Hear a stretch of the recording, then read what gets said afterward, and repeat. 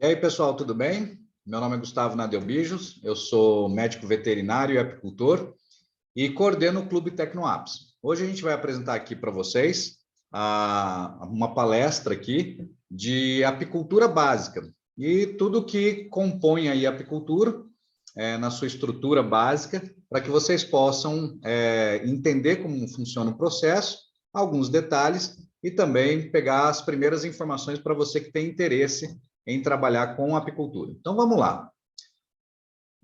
Então, a apicultura é a criação racional de abelhas do gênero Apis mellifera, né, no caso do gênero Apis, e nós temos diversas raças no mundo todo. Nós temos aqui a apicultura, ela pode ser fixa no mesmo lugar ou migratória.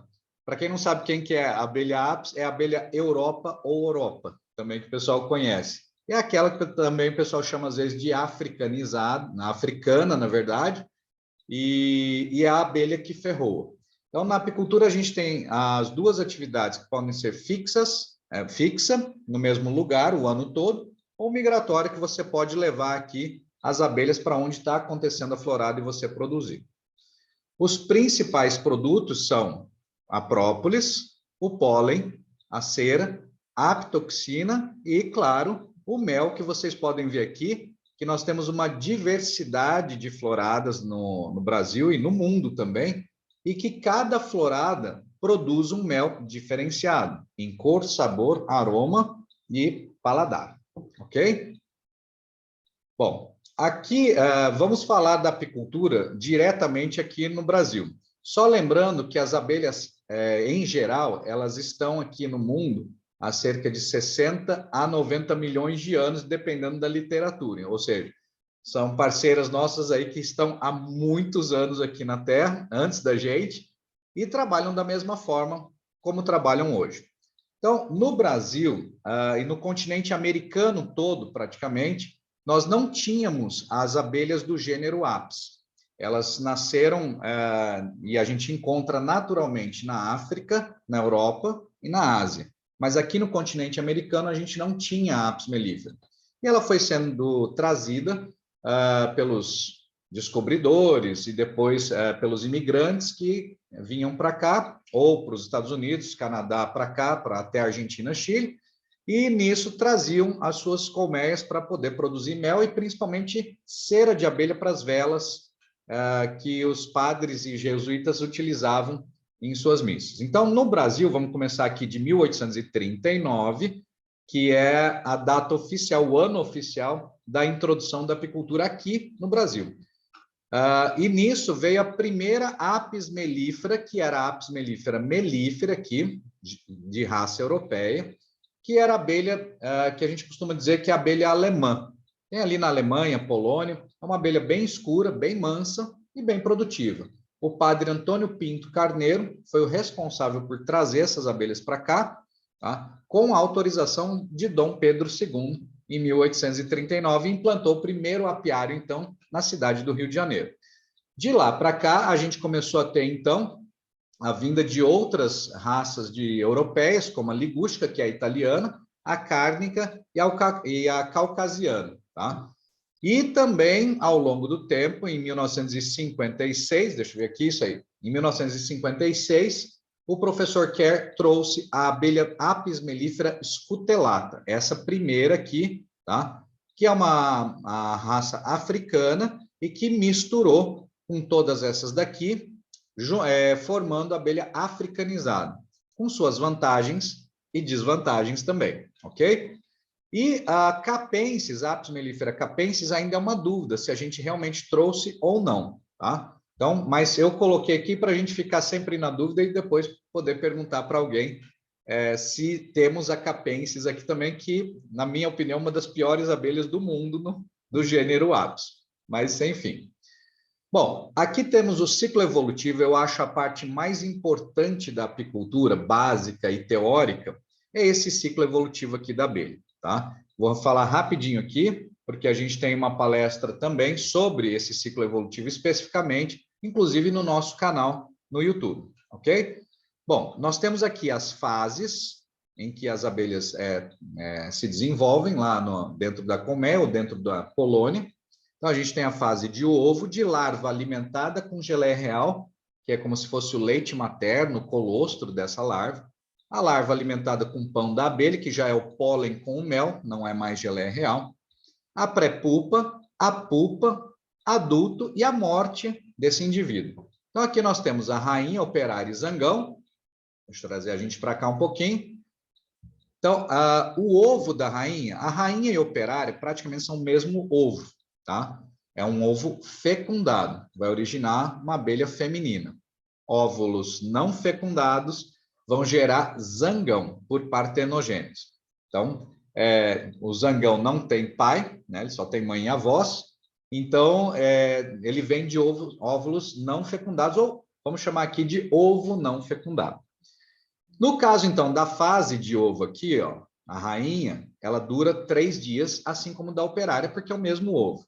Do zangão também aí, ó, pessoal. 3 dias de duração dessa fase.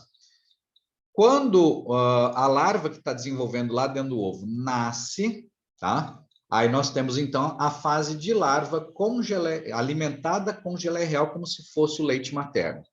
No caso de uma rainha, ela recebe por 5 dias a geleia real. Tá? A abelha vem, deposita no fundo ali do alvéolo, que é aquela célula do favo, onde a larva está se desenvolvendo, e a larva vai se alimentando ali, comendo a geleia real e se desenvolvendo. Isso durante 5 dias. No caso de operária, que é basicamente o mesmo ovo, e agora a mesma larva, a larva consome durante 3 dias geleia real, mas depois consome 3 dias de pão da abelha. Neste caso, ela não vai virar mais, não pode virar mais rainha, porque não terá seus aparelhos reprodutores desenvolvidos. No caso da rainha, como ela come 5 dias de geleia real, ela não come o pão da abelha. Por isso que seus aparelhos reprodutores, principalmente ovários, se desenvolvem e passam, então, a produzir óvulos. Okay? Essa é a diferença entre rainha e operário. No caso aqui do zangão, ele consome 3 dias de geleia real e depois 3 dias e meio de pão da abelha. Pré-pupa é só 1 dia para cada um aqui de desenvolvimento, é basicamente quando a larva está deitada e ela começa a ficar em pé. E aí, na fase de pupa da rainha são 7 dias, a pupa é basicamente o corpo já da abelha formado, só que ainda sem a estrutura mais dura, mais resistente. Então, são 7 dias aqui para a rainha na fase de pupa, 11 da operária e 13 dias e meio do zangão. Adulto, ou seja, quando ela vai emergir da realeira, no caso a rainha, do favo, aqui do alvéolo, a operária, e do alvéolo também o zangão, todo esse processo aqui, pessoal, demora entre 15 e 16 dias para a rainha sair da realeira. No caso da operária, demora de 20, todo esse processo aqui demora de 20 a 21 dias. E do zangão, 24 dias. E a rainha só vai morrer com 3 anos de idade. As operárias aqui, 38, 40 dias. E o zangão até 80 dias, se não fecundar uma rainha aos 12 dias de idade. Para que serve esse quadro aqui, então? Para a gente calcular, quando a gente tem, por exemplo, um quadro com cria já operculada, que são na fase aqui, ó, praticamente de pupa ou pré-pupa, no início, né? Aqui. Então, a gente sabe que daqui 11 dias, aqui, ó, já vai ter o nascimento, vamos chamar de nascimento, né? Mas a emergência aí de várias abelhas adultas, então a gente vai ter um volume maior de abelhas dentro da colmeia. Para fazer rainha, eu tenho que ter larvas com até 3 dias, tá? Para poder fazer rainha. E por aí vai, pessoal. Esse quadro aqui é extremamente importante para você aplicar na prática. Outro quadro importante é esse aqui, ó. As tarefas das operárias de acordo com a idade. Então, quando a abelha ali, a operária já nasce ali do favo, nasce ou emergir, mas eu vou falar nascimento que fica mais fácil. Ela, no primeiro dia de idade até o 3º dia de idade, ela se torna faxineira. Ela limpa lá a colmeia, reforma os favos, limpa os favos e alvéolos também, limpa a colmeia e permanece em cima das larvas aquecendo. O pessoal chama também de abelha enfermeira. Aqui é um resumo, tá? De todas as funções de acordo com a literatura. Tem literatura que traz alguma coisinha diferente, mas é isso aqui, tá? 4 a 12 dias de idade, elas trabalham com a alimentação da colmeia, das larvas, da rainha, e são chamadas, então, de operárias nutrizes. 13 a 18 dias de idade são as engenheiras, arquitetas aí, né, ou cerígenas, e elas, então, passam a produzir cera. São as que produzem realeiras e puxam lá a cera, trabalham o favo, produzindo cera e ampliando, né, os favos dentro da colmeia. As guardiãs da idade de 19 a 20 dias, tá? Começam a defender a colmeia, fazer os primeiros voos de reconhecimento, e aos 21 dias de idade elas se tornam operárias campeiras que vão buscar água e alimento e resina para fazer própolis lá no campo. Aqui uma imagem aqui, ó, do ovo e das larvas nos seus primeiros estágios, tá? Então vai de larva até aqui. A pré-pupa ela começa a levantar no alvéolo, e aqui a fase já de pupa, como eu falei, não tinha a coloração nem o corpo resistente. Então aqui é bem mole mesmo, e quando nasce já está prontinha, ela está até um pouco branca ainda, mas ela com oxigênio, essa quitina, que é o osso, né, da abelha, vai endurecendo e vai formando, deixando ela dessa maneira aqui. Bom, primeira coisa para a gente implantar uma apicultura é planejamento, tá? Você tem que, inclusive, saber o que você quer fazer. É uma atividade como alternativa de renda ou é uma atividade como renda principal? Isso tem que ficar muito claro, muito bem definido, porque as duas têm suas vantagens e desvantagens também. Planejamento, o que a gente faz? A gente levanta fornecedores, tá? A gente tem lá na TecnoApps Online os nossos expositores, por enquanto, vai até o dia 22 de maio, depois a gente vai estar com o site do Clube TecnoApps e os expositores também parceiros lá conosco, tá? A gente faz um levantamento de despesas e receitas que a gente vai ter ao longo da atividade, pelo menos daquele ano, tá? Faz uma projeção. Infraestrutura, logística e legislação, a gente tem que também já planejar tudo isso. Mercado para produção, se vocês vão trabalhar com mel no balde ou tambor ou no mel fracionado, tá? E participar sem parar, desde o início até o final da atividade aí, de cursos, treinamentos, canais de YouTube, eventos presenciais, eventos online, o que você puder absorver de conhecimento, tá?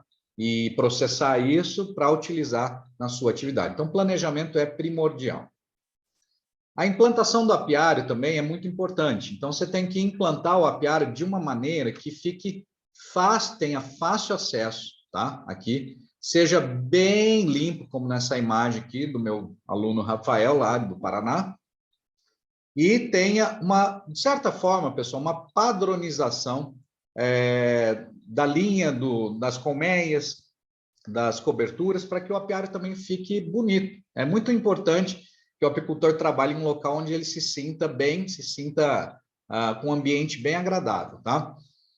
Nós podemos utilizar vários tipos de cavaletes diferentes, coberturas diferentes, mas uma sugestão só é padronizar. No caso aqui, também eu recomendo para que se coloque o alvado, que é a entrada e saída das abelhas na colmeia, o alvado que fique virado para a mata. Geralmente o pessoal fala assim, tem que ficar voltado para o sol nascente. Eu prefiro voltar para a mata e para onde o meu veículo chegue e estacione aqui atrás da colmeia para facilitar colheita, manejo, etc. Tá? Eu recomendo instalar, então, o alvado voltado ao contrário para onde vai chegar o carro, e esse veículo tem que encostar bem aqui atrás mesmo das colmeias. Isso facilita muito, tá? Aqui é um dos meus apiários, ó. Aqui elas estão bem afastadas, porque o pessoal me pergunta muito sobre distância também, porque aqui a gente estava com um coletor de pólen, tinha colmeias aqui antes, mas facilitou a limpeza e tudo mais. Mas dava para colocar, ainda dá, para colocar mais uma no meio entre elas aqui. Essa era, inclusive, a ideia, bem no começo, onde eu e um outro amigo temos esse apiário aqui em parceria. Então, olha só a facilidade do meu veículo encostando aqui, ó, e os alvados virados aqui para as matas, né? Para a vegetação em si. Esse é um apiário que tem pouca sombra também, vocês têm que avaliar isso. Aqui no Mato Grosso do Sul, o ideal é que tenha sombra, mas esse local era o único que a gente podia instalar. Então, a gente fica de olho e a gente vai começar a plantar algumas árvores que crescem rápido e que não se tornam tão grandes assim para dar mais trabalho do que benefícios, tá? Então, essa aí, ó, os alvados todos estão virados aqui para o mato, facilita muito o trabalho depois de manejo e colheita. Aqui é outro apiário de colega também, de amigo, na verdade, que também o veículo chega aqui atrás, pessoal. Olha a facilidade que é trabalhar. Então, o alvado está aqui, tá? E virado aqui também para a mata, o veículo chega facilmente aqui atrás, facilita muito colheita e manejo. Opa, passou uma aqui, aí, ó. Outro apiário aqui de amigos aqui do Mato Grosso do Sul, tá? Facilitando muito aqui a estrada onde passa o veículo. Então, trabalha assim com muita facilidade. E o alvado também virado aqui para o mato, tá? Aqui também o pessoal trabalhando já com uma padronização de equipamentos, porque a gente tem os ninhos e melgueirinhas, normalmente. Mas muitos apicultores preferem trabalhar só com ninhos, ó. Ninho e sobreninhos, como melgueira também, e confesso que facilita muito o trabalho, mas o peso é bem realmente pesado, e aí você tem que ter pelo menos 2 pessoas trabalhando para poder ter conforto no trabalho. Outras imagens aqui de apiários também bem implantados, tá? Aqui passa veículo também, sem problema nenhum, aqui também, ok? Bem sombreados. Aqui também, aí o veículo entra por lá, está aqui o veículo, e você pode trabalhar aqui por trás das colmeias, que facilita bastante. Cercar o apiário nós recomendamos apenas com alambrado só. Fios de arame não vão segurar animais, tá? E vai dar problema aí para vocês. Bom, aqui, dependendo da área disponível, as colmeias podem ser distribuídas também de diversas formas, aqui, ó, em zigue-zague, vocês podem montar da maneira que vocês quiserem, tá? Fila dupla, eu gosto muito desse sistema, mas a linha só é uma linha única. Eu acho que facilita muito o trabalho. Mas gosto muito desse sentido aqui em fila dupla também, tá? E os alvados em sentido contrário, ok? Aqui os materiais, né, que a gente utiliza e recomenda, nós temos que ter fumegador, não tem jeito de trabalhar com apicultura sem fumegador. Um macacão de boa qualidade, não adianta trabalhar com macacão de péssima qualidade ou macacão de brim, pessoal, isso aí, tempo aí já era. Eu estou há 25 anos na atividade e passei por todos os tipos de macacão e hoje eu chego nesse que é de tecido aerado. Você trabalha só com camiseta e calção, é uma beleza, tá? Claro, luvas e botas, né?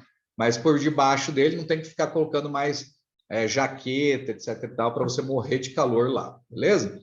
Alguns equipamentos também que a gente tem aqui, ó, o cavalete é extremamente necessário, tá? Mas aí vocês podem fazer da maneira que vocês quiserem, desde que fique firme, tá? E aguente peso. E seja também, de certa forma, de baixo custo. Eu gosto muito de vergalhão assim, tá? Esse é o Uplift, que é um equipamento que foi um grande amigo aqui que fez aqui em Mato Grosso do Sul, tá? Facilita muito o trabalho quando você está trabalhando sozinho lá no campo. Aqui o detalhe do cavalete de vergalhão, eu recomendo vocês fazerem essa dobra aqui e a dobra lá nessa barra de baixo também, para que quando vocês colocarem a colmeia aqui em cima, tá? Tenha muito mais resistência aqui para suportar muitos quilos, tá bom? Esse é um detalhe importante de um cavalete de vergalhão. Aqui o detalhe lá embaixo também, é uma dobra com a solda aqui. Isso reforça muito o cavalete, tá, pessoal? E essa barrinha de baixo também permite que ela encoste no chão e não tombe com o cavalete. Então, a colmeia Langstroth, ela tem um padrão a ser seguido, isso é muito importante. Eu tenho 25 anos de atividade e nunca fiz uma colmeia. Eu sempre compro colmeias, mas eu pego a trena e meço aqui as medidas de quadro, de fundo, entre o quadro aqui e a tampa, tá? Tem que ter meio centímetro aqui e tem os espaços abelhas que tem que ser respeitados. Então, muitas colmeias são muito mal feitas ainda no Brasil e a gente tem que seguir um padrão. E para isso a gente tem a norma ABNT 15713, que é específica para a colmeia Langstroth. Quem quiser produzir colmeias, então siga exatamente o que está lá na norma, que vai facilitar muito, tá? Outros equipamentos básicos aqui são formão, tá? Essa parte aqui superior.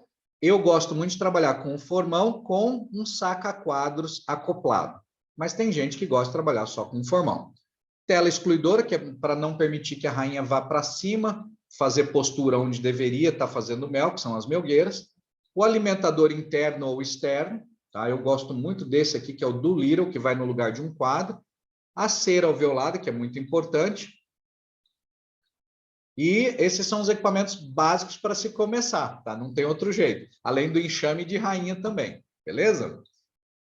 Bom, mudança de comportamento do apicultor. Antigamente a gente ficava preocupado em produzir mel, produzir própolis, produzir pólen, etc e tal. Hoje o que eu recomendo, gente, é aí, ó, o que o apicultor deve produzir? Vocês não devem entrar na atividade, ou quem já está, não devem pensar em produzir produtos. Por incrível que pareça, a minha sugestão é que vocês aprendam a produzir abelhas.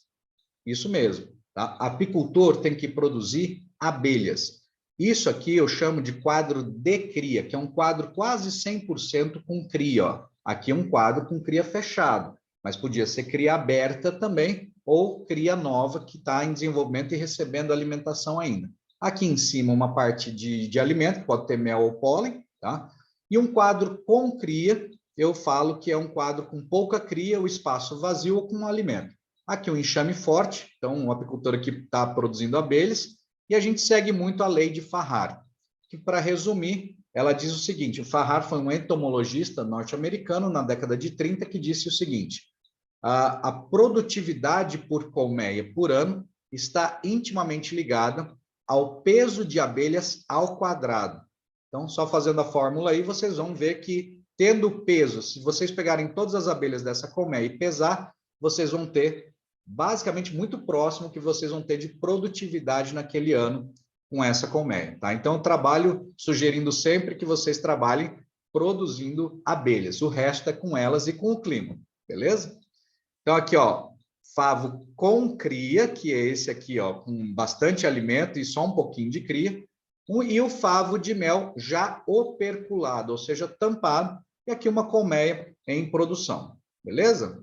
Opa, passamos aqui, aí, ó, o quadro de cria, que é esse quadro aqui bem, com cria bem fechado, um pouquinho de alimento aqui em cima, tá? E aqui um quadro com cria, então, que é um pouco de cria e o resto de alimento ou vazio. Então, quando me falam, eu tenho 6 quadros com cria, tá? E é assim, teoricamente, nós vamos ter de 2 a 3, no máximo, quadros de cria de verdade, assim, quadro formado com cria na sua maioria. Então, a gente usa esse termo justamente, inclusive, para poder também manejar corretamente as colmeias e receber a minha orientação online também mais precisa. Porque se vocês falarem, eu tenho 6 quadros de cria, essa colmeia já está explodindo em cria e precisa colocar vários equipamentos para cima, tá? Então, só para facilitar. E aqui, ó, por exemplo, acontece muito, bastante pólen aqui, só um quadro com cria, ó, só um pouquinho de cria, o resto aqui é vazio e o resto está tomado de pólen. Isso é bom e é ruim, porque pode bloquear a postura da rainha, mas é bom porque tem bastante alimento aqui proteico, que é o pólen. Beleza aí, ó? Mas está bloqueando a postura da rainha, isso não é muito bom, tem que ser bem manejado nesse caso. Um pouquinho para frente, produção de rainhas é obrigatória, o apicultor vai ter que aprender a fazer essa produção de diversas maneiras, mas ele vai ter que trocar suas rainhas praticamente todos os anos. Não tem como fazer uma apicultura de sucesso, uma apicultura lucrativa, sem trocar as rainhas ruins do seu apiário. Isso anualmente ou quando necessário. Uma ficha de acompanhamento de colmeias e o calendário floral também são ferramentas muito importantes que você vai fazer suas anotações e vai fazer os seus raciocínios. Quem está comigo nas consultorias online, se você tiver interesse, pode entrar em contato comigo aqui pelo WhatsApp, que está aqui no vídeo, no final do vídeo, ou também na descrição aqui do vídeo, tá? Você pode mandar essas anotações para que eu possa fazer uma análise junto com vocês, para quem eu estou acompanhando nas consultorias, tá bom? E só que é uma ferramenta assim imprescindível, principalmente, pessoal, na época da entre-safra, que a gente está acompanhando a evolução dos enxames com as alimentações artificiais, tá bom? Então, aqui a apicultura profissional aqui do amigo Carlos Dalasta, aqui de Mato Grosso do Sul. Então, ele já tem uma apicultura mecanizada no campo, então ele decidiu ser produtor. Então, para ser produtor, você tem que ter um número X de colmeias para que você tenha sua renda adequada ao que você pretende ter.